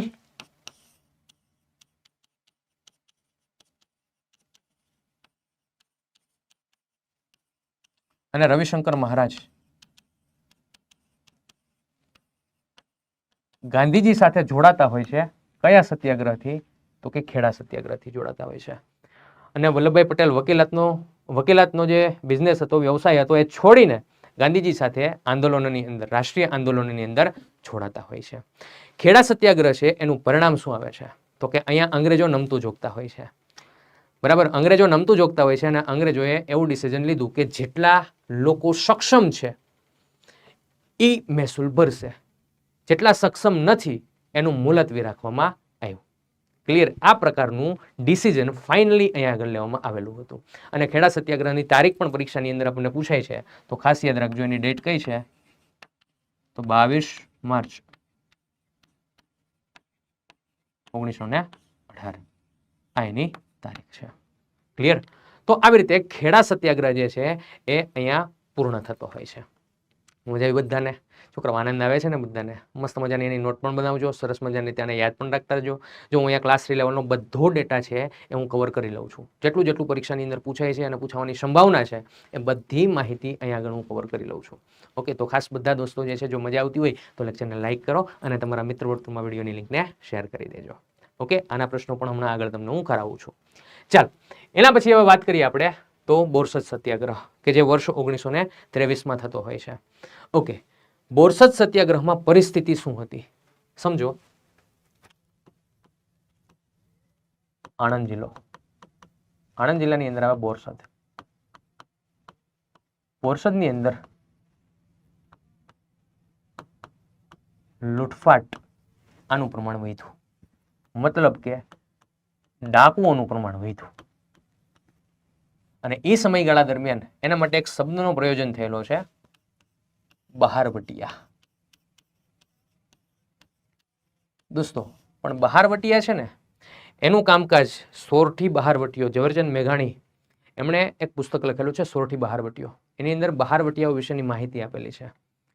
તો જનરલી મારું એક અંગત મંતવ્ય છે અને સમજવાની દ્રષ્ટિએ જોઈએ ને તો બહારવટિયા એ મોસ્ટ ઓફ કેવા કાર્ય કરતા હોય છે તો કે ભાઈ પોતાના રાજ્યના રક્ષણ માટે સરકારની સામે જેમણે બીડું ઝડપેલું છે કે એને સફળતા મળે અને એમના પ્રશ્નોનું નિરાકરણ થાય એવા મૂળભૂત કાર્યો આમના હોતા હોય છે.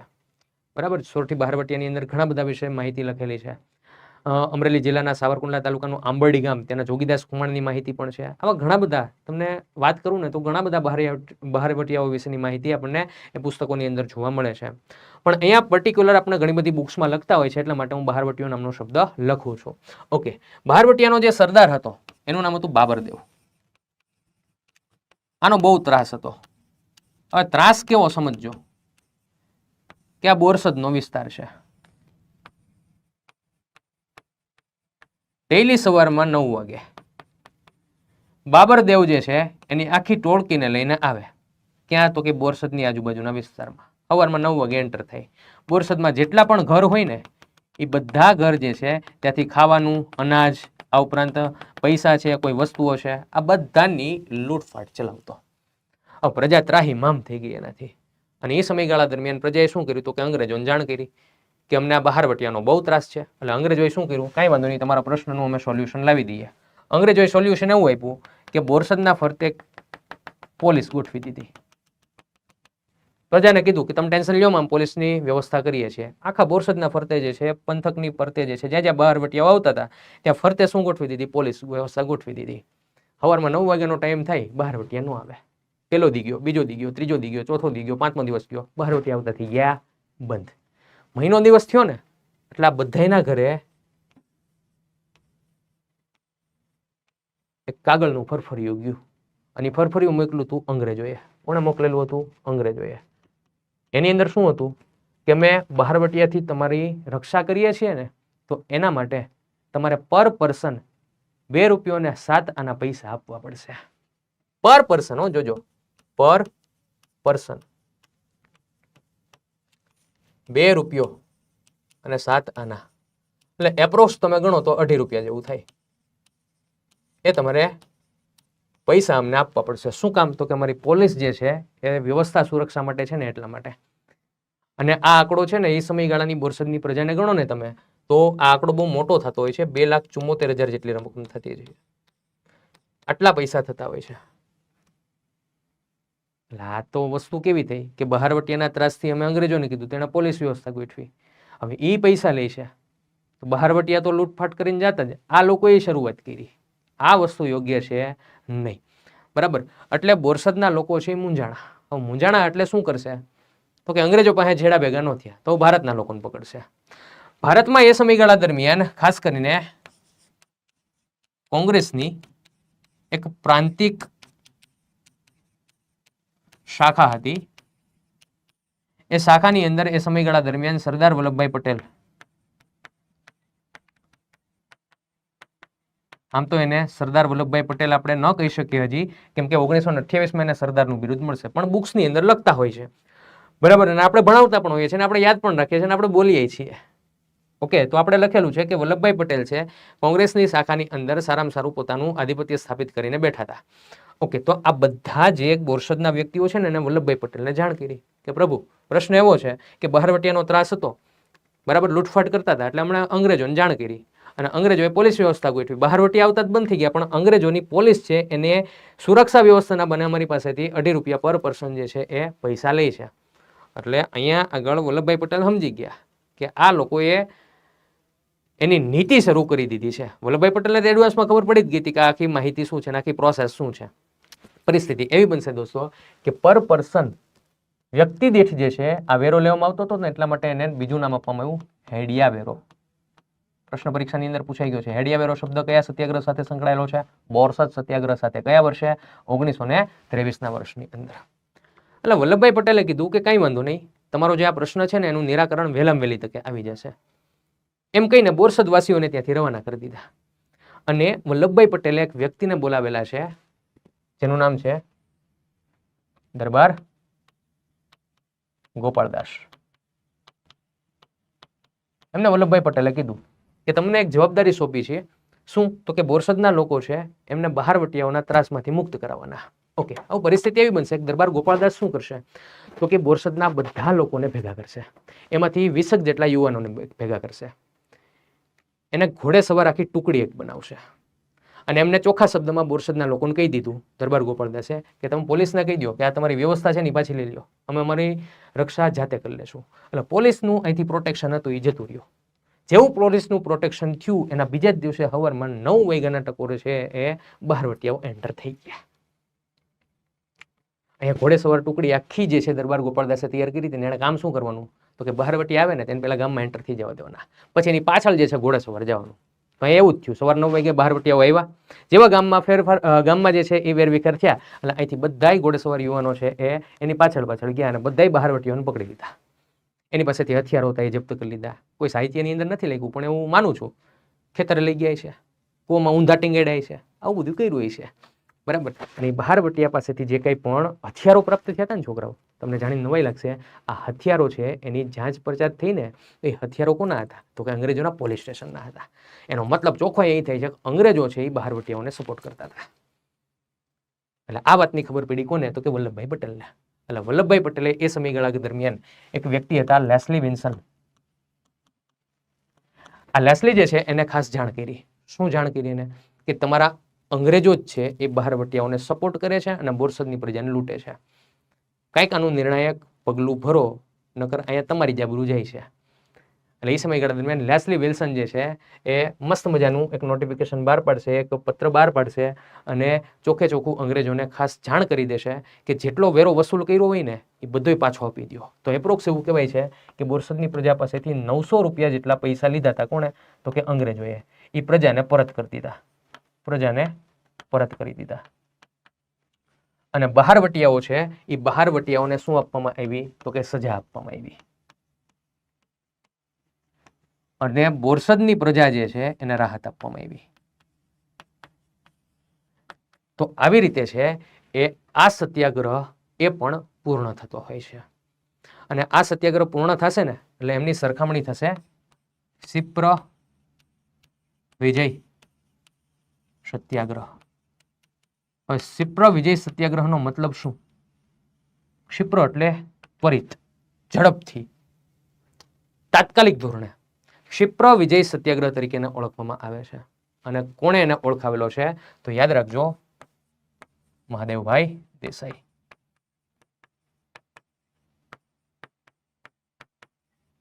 એમાં તાત્કાલિક ધોરણે છે એ અંગ્રેજોએ શું કરેલું હતું? ડિસિઝન લઈને બોરસદની પ્રજાને છે એ રાહત આપેલી હતી.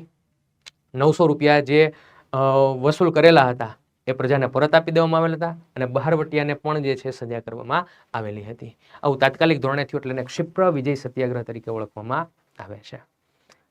તો આવી રીતે આ બોરસદ સત્યાગ્રહ છે એ પણ અહીંયા આગળ થતો હોય છે પૂર્ણ. આગળ વધ્યા એના પછી દોસ્તો બારડોલી સત્યાગ્રહ. દોસ્તો લાસ્ટ ટાઈમ 2025માં જે પીએસઆઈની પરીક્ષા લેવાઈ ને એની અંદર પ્રશ્ન પૂછાઈ ગયું બારડોલી સત્યાગ્રહ કયા વર્ષે થયો હતો? 1928ના વર્ષમાં થયેલો હતો. સમજવાનો પ્રયત્ન કરો, ડિટેલની અંદર આપણે એને સમજીએ તો બારડોલી સત્યાગ્રહ દરમિયાન પરિસ્થિતિ શું હતી? તો સુરત જિલ્લામાં આવે બારડોલી. બારડોલીમાં અંગ્રેજોએ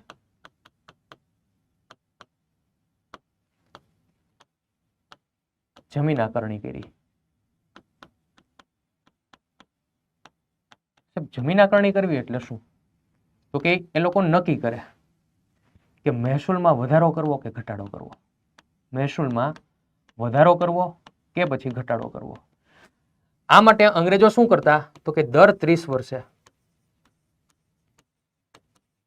જમીનની આકરણી કરતા હતા. છેલ્લે 1896માં થઈ હતી. એની અંદર તમે 30 વર્ષ નાખો, બરાબર? તો 1896માં 30 નાખો એટલે 1906, 1916 ને 1926માં થઈ હતી. જવાબદારી સોંપવામાં આવી હતી આ જમીન આકરણીની કોને? તો કે ત્યાંના જે ડેપ્યુટી કલેક્ટર હતા, ડેપ્યુટી કલેક્ટર એને.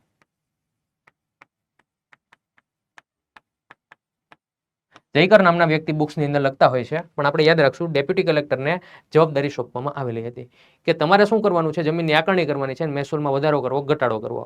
હવે આ ડેપ્યુટી કલેક્ટર છે ને મને લાગે છે કે બહુ અનુભવ નહીં હોય, નવાઈ છે, એટલે એમણે ગણતરીમાં ભૂલ કરી અને 30% જેટલા કરમાં વધારો કરી દીધો. 30% એટલે આ બહુ અઘરી વસ્તુ થઈ ગઈ ભાઈ, બહુ અઘરી વસ્તુ થઈ ગઈ. તો અંગ્રેજોએ જેની જાંચ પડતાલ કરી અને એક સેટલમેન્ટ કમિશનર હતા એન્ડરસન, એમને જવાબદારી સોંપવામાં આવી તો એમણે પણ 28-29% જેટલું જે છે વ્યવસ્થા કરી દીધી. એ પણ થોડું વધારે છે. ફાઇનલી ડિસિઝન એવું આવ્યું કે 22%નો વધારો કરવામાં આવે. કરની અંદર કેટલો? તો કે 22% જેટલો વધારો. આમ તો ગણો ને તમે તો કર ભરવામાં આવે.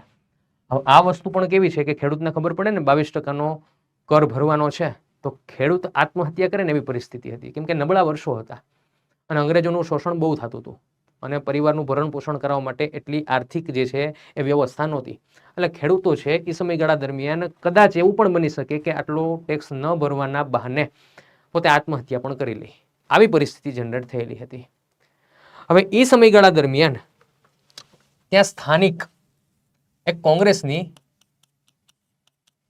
બેઠક મળી. એની અંદર નરહરી પરીખ એમણે અધ્યક્ષતા કરી અને આ બધા ખેડૂતોએ નરહરી પરીખની અધ્યક્ષતામાં ખાસ એક વાતની રજૂઆત કરી કે આ રીતનો આપણે ખેડા વિસ્તારની અંદર આ રીતના આપણે બારડોલી વિસ્તારની અંદર ટેક્સમાં વધારો થયો છે તેનું નિરાકરણ લાવીએ. પણ નરહરી પરીખે હાથ કરી દીધા ઊંચા, આપણું આમાં કામ છે નહીં. એણે કીધું કે આમાં છે ને એક વ્યક્તિ છે ને એ બહુ મહત્વના છે, ગાંધીજી પાસે આપણે જઈએ એનો કંઈક રસ્તો આપશે. નરહરી પરીખ જે છે ને ગાંધીજીનો અનુભવ જાજો. શું કામ? તો કે ચંપારણ સત્યાગ્રહ દરમિયાન એમની સાથે હતા. એટલે નરહરી પરીખે બધાને કીધું કે આપણે ગાંધીજી પાસે જઈએ. ગાંધીજી પાસે ગયા. ગાંધીજી થોડા ઘણા કામમાં વ્યસ્ત છે. આ માહોલ બહુ વધી ગયો હતો, ફેન ફોલોઈંગ બહુ જાજુ થઈ ગયું ગાંધીજીનું. દક્ષિણ આફ્રિકાથી આવ્યા પછી અહીંયા આવીને ચંપારણમાં ધબધબાટી બોલી, ખેડૂતોનો એક આખો માસ મેળો, અમદાવાદ મિલ મજૂરમાં ધબધબાટી બોલી, મિલ મજૂરોનો એક માસ મેળો. ફોલોવર બાપુના ફૂલ વધી ગયા, એટલે બાપુ કામમાં જ નવરા નથી. એટલે ગાંધીજીએ જવાબદારી સોંપી કોને? તો કે વલ્લભભાઈ પટેલને, કે ભાઈ આ કામ માટે વલ્લભભાઈ પટેલ છે એ બેસ્ટ વ્યક્તિ રહેશે. બધા ખેડૂતો ગયા વલ્લભભાઈ પટેલ પાસે. વલ્લભભાઈ પટેલે શરૂઆતમાં ના પાડી. પછી એક વ્યક્તિ હતા કુંવરજીભાઈ. કુંવરજીભાઈએ વલ્લભભાઈને કીધું કે વલ્લભભાઈ, ગાંધીજીની ઈચ્છા છે કે આનું નેતૃત્વ તમે લ્યો. વલ્લભભાઈ પટેલ સીધા માની ગયા, કાંઈ વાંધો નહીં, ગાંધીજીએ કીધું છે ઓકે. આપણે સત્યાગ્રહની અંદર 1918માં ખેડા સત્યાગ્રહમાં એમની સાથે હતા. 100% બાપુએ કીધું છે એટલા માટે આપણે છે એ આ સત્યાગ્રહની આગેવાની લેવાની થાય છે. તો વલ્લભભાઈ પટેલ છે એ સત્યાગ્રહની આગેવાની લેશે. હવે એનું કામકાજ એ ફિક્સ, કાગળિયા વિધિ પૂરેપૂરી કરે. વકીલાતનો અભ્યાસ કર્યો હતો એટલે કાગળિયા વિધિમાં તો માહેર જ હોય. વલ્લભભાઈ પટેલે શું કર્યું? તો કે બધા ખેડૂતોને બોલાવ્યા અને એક બેઠક કરી. વલ્લભભાઈ પટેલે એટલું જ કીધું, હું આ સત્યાગ્રહની આગેવાની લઈશ તો જ લઈશ જો તમે બધા આવત જેવું કાળજું રાખશો ને તો. એટલે ખેડૂતો પહેલા તો અમે એકબીજાને સામું જોયો કે સમજ્યા નહીં. પણ વલ્લભભાઈ પટેલનો કહેવાનો મતલબ એવો હતો કે કદાચ અંગ્રેજો ગમે એટલી જોર જબરીથી તમારી પાસે મહેસૂલ ઉઘરાવવા માટે પ્રયત્ન કરે ને તો આપણે મહેસૂલ ભરવાન થતો નથી. મતલબ કે ના કરની લડત શરૂ કરી કે અમે કર ભરશું નહીં. કદાચ મારકૂટ કરે ને અંગ્રેજો તોય મહેસૂલ નથી ભરવાનું, ગિરફ્તાર કરે ને તોય મહેસૂલ ભરવાનું નથી, જોર જબરીથી અપશબ્દો બોલે તોય આપણે મહેસૂલ ભરવાનું નથી. જો આ બધા પાસાઓ ઉપર તમે મારી સાથે હોય ને તો હું આગેવાની કરીશ. ખેડૂતોએ બધે કીધું ઓકે બાપુ તમે ઓકે વલ્લભભાઈ પટેલ તમે જેમ કહો એમ તમે કહેશો એ જ રીતે અમે તમને સપોર્ટ કરશું, પણ તમે આગેવાની લ્યો. વલ્લભભાઈ પટેલે કીધું ઓકે ડન, હાલો આપણે આગેવાની લઈએ છીએ. ઓકે, અહીંયા યાદ રાખજો કે વલ્લભભાઈની સાથે એમને એક મંત્રી જોડાતા હોય છે જેનું નામ છે સ્વામી આનંદ. એ વલ્લભભાઈના મંત્રી તરીકે જોડાતા હોય છે. ઓકે, હવે આ બારડોલી સત્યાગ્રહનું સમગ્ર આયોજન ક્યાંથી થતું હતું તો યાદ રાખજો સરદાર સ્વરાજ આશ્રમ બારડોલીમાં આવેલો છે, ત્યાંથી એનું સમગ્ર સંચાલન થતું હતું. હવે આ સમયગાળા દરમિયાન એક વ્યક્તિનું અહીંયા નામ હું લખું છું દોસ્તો, યાદ રાખજો, એ છે કનૈયાલાલ મુનશી.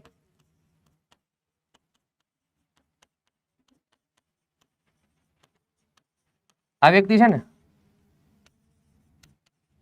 ધારાસભ્ય પણ હતા અને એક બીજો શબ્દ લખું છું સમજો, ધારાશાસ્ત્રી પણ હતા, કાયદાના જાણકાર હતા. ધારાસભ્યના પદ ઉપરથી એને રાજીનામું આપી દીધું. શું કામ તો કે આમ કઈ હાલે, ખેડૂતોની સામું જોયા વગર અંગ્રેજો આટલો બધો ટેક્સનો વધારો કરી નાખે 22%, રાજીનામું આપી દીધું. ધારાશાસ્ત્રી હતા એટલે એને શું કર્યું તો કે અંગ્રેજો ઉપર કેસ કરી દીધો. આ બે કામ આ વ્યક્તિએ કરેલા છે. ઓકે, તમને જાણીને નવાઈ લાગશે કે બારડોલી સત્યાગ્રહના અત્યારના એ સમયગાળાના 1928ના ઇમેજ પણ આપણે અત્યારે સચવાયેલા છે. ક્યાં તો અમદાવાદની અંદર જે મ્યુઝિયમ આવેલું છે ને એ સરદાર વલ્લભભાઈ પટેલનું મ્યુઝિયમ છે ને દોસ્તો, એની અંદર જે ફોટા છે ને બારડોલી સત્યાગ્રહના એ સચવાયેલા છે. એ સમયગાળા દરમિયાન એક વ્યક્તિ છે ને બહુ રમૂજી વ્યક્તિ હતા, હા, ફોટા પાડવાના બહુ શોખીન, કલ્યાણજીભાઈ, ક્યાંકથી કેમેરો ગોતી આવ્યા છે, ફોટા બોટા પાડ્યા છે, અત્યારે અમદાવાદના મ્યુઝિયમની અંદર સચવાયેલા છે. બરાબર, તો ફોટોગ્રાફી કોણે કરી હતી યાદ રાખજો, કલ્યાણજીભાઈ કરીને એક વ્યક્તિ હતા. આ બધી વ્યવસ્થા થઈ. ઓકે, હવે આ સત્યાગ્રહથી પરિણામ કેવું આવશે તો વલ્લભભાઈ પટેલ એમનો એક માહોલ હતો એ સમયગાળા દરમિયાન, ખેડૂતો બધાય વલ્લભભાઈ પટેલ કહીને એ રીતનું જ કામ કરતા. એટલે અંગ્રેજો મૂંઝાણા, અંગ્રેજોએ પોતાની નીતિ શરૂ કરી, અમલદારો આવ્યા, ગામમાં એન્ટર થયા, ગામ આખું થઈ ગયું ખાલી. 1918 વખતની આ સિસ્ટમ આલી જ આવે છે, ગામ આખું ખાલી થઈ ગયું, 4-5 વખત આવું થયું. એટલે હવે અંગ્રેજો શું કરશે, પશુઓને લઈ લેશે, પશુઓને જપ્ત કરશે કે ખેડૂતોના પશુને લઈ લ્યો. પશુને લઈને ખેડૂતોના પશુને લઈને જતા રહ્યા અંગ્રેજો. શરૂઆતમાં તો 2-4 દિવસ બહુ મજા આવી અંગ્રેજોને, હા મસ્ત મજાની બહુ મજા આવી, દૂધ પીવે, પશુઓનું નામ બહુ મજા આવે, એને નવરાવે, એને હાચવે, પણ સારું પેલું પોદળા કરે ને એ અંગ્રેજોને ગમે નહીં. અને કોઈ ખેડૂતો લેવા માટે જાય નહીં પશુઓને, કેમ કે વલ્લભભાઈ પટેલે ચોખ્ખા શબ્દમાં ના પાડી. એટલા માટે હવે અંગ્રેજોએ નક્કી કર્યું કે આ પશુઓને આપણે કતલખાનામાં મોકલી દઈએ. એટલે કતલખાનામાં ફોન કર્યો કે અમારી પાસે આટલા બધા પશુઓ છે. સરકારી પુસ્તકની અંદર એક આંકડો લખેલો છે, 65,000 આટલા પશુઓ, ભેંસ જે છે એ જપ્ત કરવામાં આવેલી હતી. સરકારી પુસ્તકનો આંકડો છે, મારા ખીચાનો નથી, યાદ રાખજો. કે અમારી પાસે આટલા, કતલખાનામાં ફોન કરીને અંગ્રેજો એટલું કીધું અમારી પાસે આટલા 66,000 જેટલા પશુઓ છે, એને અમે તમને આપવા માટે આવીએ છીએ, તમે લેશો. કતલખાનામાં શું જોવા મળ્યો ખબર કે અમને વલ્લભભાઈ પટેલ ના પાડી, જ્યાં સુધી સત્યાગ્રહ છે ને ત્યાં સુધી અંગ્રેજોની કોઈ પણ પ્રકારની બાતમાં સપોર્ટ કરવો નહીં, એમ કહીને ફોટ મૂકી દીધો. અંગ્રેજો ફૂલ ત્રાહિમામ થઈ ગયા પશુઓથી. એટલે અંગ્રેજોએ નક્કી કર્યું મારા નહીં ને તો કોઈના નહીં, બધાય પશુઓને છૂટા મૂકી દીધા, જ્યાં જવું હોય ત્યાં વહી જાય. પણ અંગ્રેજોને એ ટેકનિકની ખબર નહીં કે પશુઓને તમે છૂટા મૂકો ને ઘરની ડેલીએ જઈને ઉભા રહી, બધાય પશુઓ પોતપોતાના ઘરે આવી ગયા. એ પ્રશ્ન થઈ ગયો સોલ્વ. છેલ્લે અંગ્રેજો નમતું જોખે છે ને પરિણામ એવું આવે છે કે 22% જે વધારો હતો ને એમાં પ્રદેશ વાઇઝ બધી બુક્સની અંદર અલગ અલગ લખેલું છે, પણ પ્રદેશ વાઇઝ અલગ અલગ પર્સન્ટેજમાં મહેસૂલ વસૂલ કરવામાં આવેલું હતું. ક્યાંક 6.5% છે, ક્યારેક 10% છે, ક્યાંક 12% છે. જેવી રીતે વરસાદ સારો પડેલો હોય, પાક સારો થયો હોય એ પ્રમાણેનું ત્યાંથી મહેસૂલ અંગ્રેજો વસૂલ કરશે. આ પ્રકારની જે છે એ નિરાકરણ આવતું હોય છે આ બારડોલી સત્યાગ્રહથી. અને બારડોલી સત્યાગ્રહની અંદર સફળતા મળી એનો સંપૂર્ણ શ્રેય વલ્લભભાઈ પટેલને જતો હોય છે. એટલા માટે વલ્લભભાઈ પટેલને એક બિરુદ મળતું હોય છે બારડોલી સત્યાગ્રહની સફળતા બાદ, સરદારનું બિરુદ મળતું હોય છે. સરદારનું બિરુદ મળતું હોય છે અને આ સરદારનું બિરુદ એમને કોણ આપે છે તો બારડોલીની બહેનો આપે છે. અહીંયા ખાસ યાદ રાખજો, કેટલાક હિન્દી પુસ્તકો વાંચશો ને તો એમાં તમને આન્સરમાં એવું આપે છે કે ગાંધીજીએ સરદારનું બિરુદ આપેલું હતું. શું કામ? તો કે બારડોલીની બહેનો આપણા ગુજરાતના પુસ્તકોની અંદર છે. સેન્ટ્રલના પુસ્તકો વાંચો ને તો એની અંદર ગાંધીજી શબ્દ આપેલો છે. તો પહેલી પ્રાયોરિટી આપણે રાખવાની ગાંધીજી. કદાચ ઓપ્શનમાં નથી આપ્યા તો બારડોલીની બહેનો આવશે. અને અમુક બુક્સની અંદર જે પ્રાદેશિક બુક્સ છે ને એની અંદર આપણને પર્ટિક્યુલર નામ બતાવેલું છે, ભીખી બહેન. આકોટી ગામના ભીખી બહેન હતા, બરાબર. એમણે પણ છે એ બિરુદ આપેલું છે. પણ આપણે આપણા જે પેપરમાં પૂછાય છે એ મુજબ જોઈએ ને તો આપણે આન્સર રાખશું બારડોલીની બહેનો દ્વારા બિરુદ અપાયું હતું. ક્લિયર? તો આ રીતે અહીંયા આપણો બારડોલી સત્યાગ્રહ પણ દોસ્તો પૂર્ણ થતો છે. ઓકે, આશા રાખું છું તમને બધાને બહુ મજા આવી હશે, બહુ સરસ મજાની રીતે બધું સમજાઈ ગયું હશે. ઓકે, તો હવે દોસ્તો આપણે જે ભણ્યા છીએ ને એની મસ્ત મજાની છે એ પ્રશ્નોત્તરી આપણે કરી લઈએ. 10 પ્રશ્નો હું કરાવીશ અને 5 પ્રશ્નો તમને હું હોમવર્કમાં આપીશ. એના આન્સર તમારે નીચે આખો લેક્ચર જોયા પછી 5 પ્રશ્નોના આન્સર નીચે કોમેન્ટ બોક્સની અંદર આપવાના છે. ડન છે? ચાલો તો શરૂઆત કરીએ વિદ્યાર્થી મિત્રો. સૌથી પહેલો પ્રશ્ન છે, નીચે આપેલા કથનો ઉપર વિચાર કરો. ચલો, અહીંયા તમને 2 કથન આપેલા છે. ડોક્ટર રાજેન્દ્ર ગાંધીએ મહાત્મા ગાંધીને ચંપારણ આવવા અને ખેડૂતોની સમસ્યાની તપાસ કરવા માટે રાજી કર્યા હતા. બીજું, ચંપારણમાં ખેડૂતોની સમસ્યાની તપાસમાં આચાર્ય જે બી કૃપલાણી મહાત્મા ગાંધીજીના નજીકના સહયોગીઓ પૈકીના એક હતા. ઓકે, તમને અહીંયા ઓપ્શન 4 આપવામાં આવેલા છે. ફક્ત એક કથન સાચું છે, માત્ર કથન 2 સાચું છે, એક અને 2 બંને સાચા છે, કે એક પણ સાચું નથી. દોસ્તો આની અંદર આન્સર શું આવશે સમજવાનો પ્રયત્ન કરો. ડોક્ટર રાજેન્દ્ર ગાંધીએ મહાત્મા ગાંધીને ચંપારણ આવવા અને ખેડૂતોની સમસ્યાની તપાસ કરવા માટે રાજી કર્યા હતા. આ ખોટું છે. શું કામ? અહીંયા ડોક્ટર રાજેન્દ્ર ગાંધી નહીં આવે, અહીંયા આવશે રાજેન્દ્ર પ્રસાદ. અને કોના કહેવાથી આવતા હોય છે? તો રાજકુમાર શુક્લ આવશે. ઓકે, આ વસ્તુ યાદ રાખજો. બીજું, ચંપારણમાં ખેડૂતોની સમસ્યાની તપાસમાં આચાર્ય જે બી કૃપલાણી મહાત્મા ગાંધીના નજીકના સહયોગીઓ પૈકીના એક હતા. આ સેન્ટેન્સ સાચું છે. તો બીજું સાચું ક્યાં આપેલું છે? તો માત્ર કથન 2 સાચું અહીંયા આપેલું છે. એટલે રાઈટ આન્સર ઓપ્શન ડી બનશે આપણો. બીજો પ્રશ્ન, ગુજરાતના કયા સત્યાગ્રહથી વલ્લભભાઈ પટેલને સરદારનું બિરુદ મળેલ હતું? હમણાં લાસ્ટમાં જ આપણે જોયો. કયો સત્યાગ્રહ આવશે?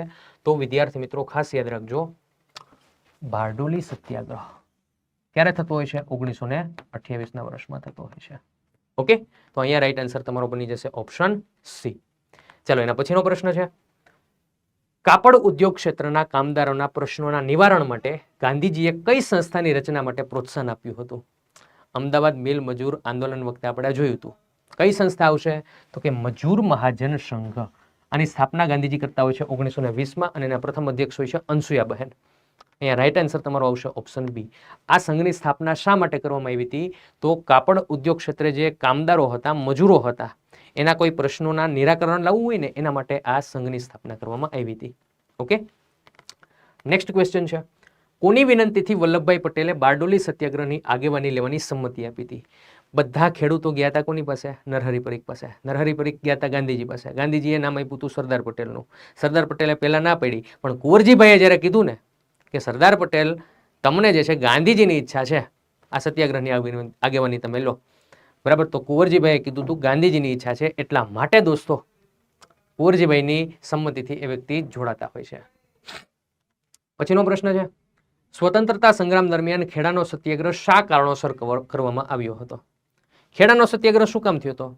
તો કે અતિવૃષ્ટિ પડી હતી, પાક નિષ્ફળ ગયો હતો, કર માફ કરવા માટે, મહેસૂલ માફ કરવા માટે.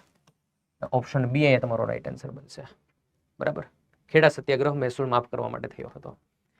ચાલો, કયા સત્યાગ્રહનો સંદર્ભ ડાકુઓ સામેના લડવાના કર સામેનો છે? ડાકુઓ માટેનો ઉલ્લેખ કયા સત્યાગ્રહમાં કર્યો હતો? બોરસદ સત્યાગ્રહમાં કર્યો હતો 1923માં. બોરસદ સત્યાગ્રહ ક્યાં આપ્યો છે? અહીંયા. બરાબર, 1923ના વર્ષમાં. યાદ રાખજો, ઓપ્શન એ તમારો રાઈટ આન્સર બનશે. નેક્સ્ટ વાત કરીએ તો બારડોલી સત્યાગ્રહમાં ભાગ લેનાર ગુજરાતી મહિલા કોણ હતા? બરાબર, એક મસ્ત મજાનો ટોપિક છે, તો ખાસ યાદ રાખજો. પરીક્ષાની અંદર એકવાર પ્રશ્ન પૂછાઈ ગયો છે. બરાબર, ડેટાબેઝ ખાસ યાદ રાખવાનો છે કે બારડોલી સત્યાગ્રહની અંદર ભાગ લેનારા ગુજરાતી મહિલા છે મણિબહેન પટેલ હતા. કોણ હતા? મણિબહેન પટેલ હતા. બરાબર, આ વસ્તુ યાદ રાખજો. ઓપ્શન બી તમારો રાઈટ આન્સર અહીંયા બની જશે. ઓકે, ચાલો નેક્સ્ટ એના પછી આગળ વધીએ નીચે દર્શાવેલ સત્યાગ્રહને કાળક્રમ પ્રમાણે ગોઠવો. અત્યારના ટ્રેન્ડ પ્રમાણે છે ને આ પ્રશ્નો આવા આપણને પૂછાય છે. જો આપણે જે સત્યાગ્રહ જોયા એની અંદર એક બોરસદ સત્યાગ્રહ છે, ખેડા છે, ચંપારણ છે અને મિલ મજૂર સત્યાગ્રહ છે. મિલ મજૂર આંદોલન પણ આપણે કહી શકીએ છીએ. એના કાળક્રમ પ્રમાણે તમારે ગોઠવવાનો છે. બરાબર. તો આની અંદર વિદ્યાર્થી મિત્રો ખાસ યાદ રાખજો કઈ રીતે આવશે. તો સૌથી પહેલા બોરસદ સૌથી પહેલા આની અંદર આવશે ચંપારણ સત્યાગ્રહ 1917 માં થયો હતો. એટલે પહેલા નંબર ઉપર ત્રીજું આવશે. ત્રીજું પહેલા નંબર ઉપર ક્યાં છે? તો કે સાહેબ અહીંયા નથી, અહીંયા નથી, આ બે જગ્યાએ પૂછે. એટલે એ નહીં આવે, બી નહીં આવે, કાં તો સી આવશે ને કાં તો ડી તમારો આન્સર આવશે. ઓકે. એના પછી બીજો કામ કર્યું હતું મિલ મજૂર આંદોલનનું 1918ના વર્ષની અંદર. બરાબર. એટલે બીજા ક્રમાંક ઉપર આવશે. એટલે 4 ક્યાં આપેલું છે? સાહેબ અહીંયા આપેલું છે, અહીંયા આપેલું નથી. આ બી જવાબ આવશે નહીં. બરાબર. ઓપ્શન ડી તમારો જવાબ થઈ ગયો, પણ ચેક કરી લો. પછી આવશે ખેડા સત્યાગ્રહ 1918ના વર્ષમાં. બરાબર. અહીંયા ત્રીજા નંબર ઉપર આ આવશે. એટલે 2 આવશે એના પછી. ઓકે, આપ્યું છે. અને લાસ્ટમાં વધ્યું એ બોરસદ સત્યાગ્રહ 1923નું વર્ષ. આ ચોથા ક્રમાંક ઉપર આવશે. એટલે અહીંયા છેલ્લે 1 આવશે. અહીંયા ખાસ યાદ રાખજો ઓપ્શન ડી તમારો આન્સર બનશે. પરીક્ષામાં પૂછાઈ ગયેલો પ્રશ્ન છે. યાદ રાખજો વિદ્યાર્થી મિત્રો, ખેડા સત્યાગ્રહ, મિલ મજૂર સત્યાગ્રહ આ બંનેમાંથી સૌથી પહેલા જે છે મિલ મજૂર સત્યાગ્રહ થયેલો હતો. બરાબર, યાદ રાખજો. એના પછી આગળ વધીએ તો ગાંધીજી દ્વારા ભારતમાં સૌપ્રથમ સત્યાગ્રહ કઈ જગ્યાએ કરવામાં આવ્યો હતો? ભારતમાં સૌપ્રથમ સત્યાગ્રહ, ગુજરાત નથી લખ્યું.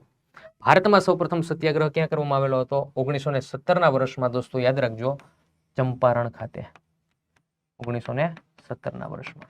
એટલે અહીંયા ઓપ્શન સી તમારો રાઈટ આન્સર બની જશે. નેક્સ્ટ એના પછી આગળ વધીએ દોસ્તો તો 10મો ક્વેશ્ચન ને છેલ્લો ક્વેશ્ચન કે જેનો આન્સર હું આપીશ. ઓકે, પછી તમારે આપવાના છે.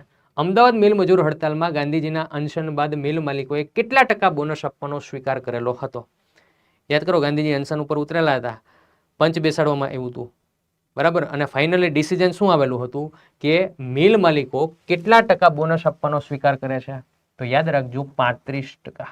કેટલા ટકા? 35%. પૂછાઈ ગયેલો પ્રશ્ન છે. એટલે ખાસ વિદ્યાર્થી મિત્રો આને તમે યાદ રાખજો. ઓકે, ચાલો.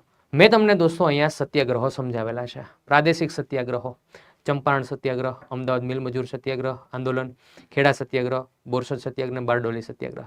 આ બધાનો તમે સરસ મજાની રીતે અભ્યાસ કરી લીધો છે. ઓકે, હવે મારે થોડુંક ચેક તો કરવું પડે ને કે તમને ગળા હેઠે ઉતર્યું છે કે નહીં. આપ કેટલું સમજ્યા છો એ મને ત્યારે ખબર પડશે જ્યારે તમને હું પ્રશ્ન આપું ને એના તમે આન્સર આપો ને તો હું તમને પ્રશ્નો આપું છું, એના આન્સર તમારે આપવાના છે નીચે કમેન્ટ બોક્સની અંદર. બરાબર. તો કોમેન્ટ યોર આન્સર, કોમેન્ટ બોક્સની અંદર તમારા આન્સર આપવાના છે. 5 પ્રશ્ન આપું છું, તમારે કેવી રીતે આન્સર આપવાનો છે? આ રીતે જો કે ભાઈ પહેલો પ્રશ્ન છે એની અંદર આન્સર આવશે તો કે એ, બીજાની અંદર તો કે સપોઝ કે ડી, આ ઉદાહરણ છે. ત્રીજાની અંદર તો કે એ, ચોથાની અંદર તો કે બી, પાંચમાની અંદર તો કે સી. બરાબર. આવું એક સાથે કોમેન્ટ કરીને આપી દેવાનું છે. દાખલા તરીકે સોલંકી વિપુલભાઈ કરીને છે, એ આન્સર આપે છે. બરાબર. તો એને શું કરવાનું તો કે પહેલામાં એ, બીજામાં ડી, ત્રીજામાં એ, ચોથામાં બી, પાંચમામાં સી. આવી એક જ કોમેન્ટ કરીને બધું નીચે જે છે કોમેન્ટ બોક્સની અંદર લખવાનું છે. ક્લિયર છે? તમારી ભૂલ થતી હશે તો હું તમને જાણ પણ કરીશ નહીં. ડન છે? ચાલો, 5 પ્રશ્નો આપું છું. પહેલો પ્રશ્ન છે, કઈ લડતથી સરદાર વલ્લભભાઈ પટેલે વકીલાત છોડીને રાજકારણમાં ઝંપલાવ્યું? ખેડા સત્યાગ્રહ, ચંપારણ સત્યાગ્રહ, અસહકારની લડત, બારડોલી સત્યાગ્રહ. આ તમારો પહેલો પ્રશ્ન છે. ઓકે, ચાલો બીજો પ્રશ્ન, બારડોલી સત્યાગ્રહ ગુજરાતમાં સરદાર પટેલ દ્વારા કયા વર્ષમાં ચાલુ થયો? 1917, 1928, 1933, 1942. આ તમારો બીજો પ્રશ્ન છે. ગુજરાતમાં સૌપ્રથમ સત્યાગ્રહ કયા નામે ઓળખાય છે? ધરાસણા સત્યાગ્રહ, ખેડા સત્યાગ્રહ, બારડોલી સત્યાગ્રહ, દાંડી સત્યાગ્રહ. આ તમારો ત્રીજો પ્રશ્ન છે.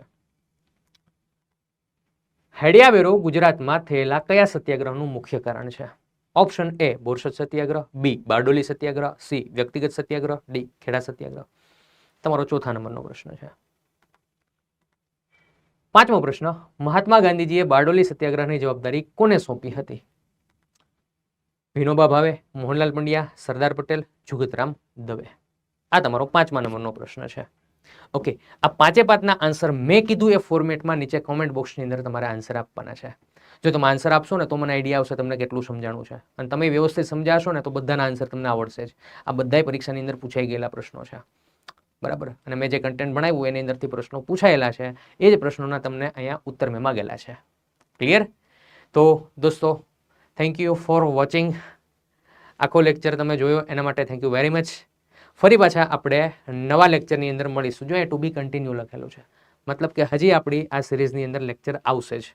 ઓકે, તો નેક્સ્ટ લેક્ચર માટે વિદ્યાર્થી મિત્રો તમે આતુરતાથી રાહ જોઈ રહ્યા છો, મને ખબર જ છે. તો આવતા લેક્ચરની અંદર ફરી પાછા આપણે મળીએ આવા જ મહત્વના ટોપિક સાથે. ત્યાં સુધી બધા જ વિદ્યાર્થી મિત્રો સરસ મજાની તૈયારી કરો, સરસ મજાનું કન્ટેન્ટ ભણો, સરસ મજાના પ્રશ્નોત્તરીમાં ભાગ લો. ફરી પાછા નેક્સ્ટ લેક્ચરમાં મળીએ. ત્યાં સુધી બધા જ વિદ્યાર્થી મિત્રોને થેન્ક યુ વેરી મચ. જય હિન્દ, જય ભારત. Thank you.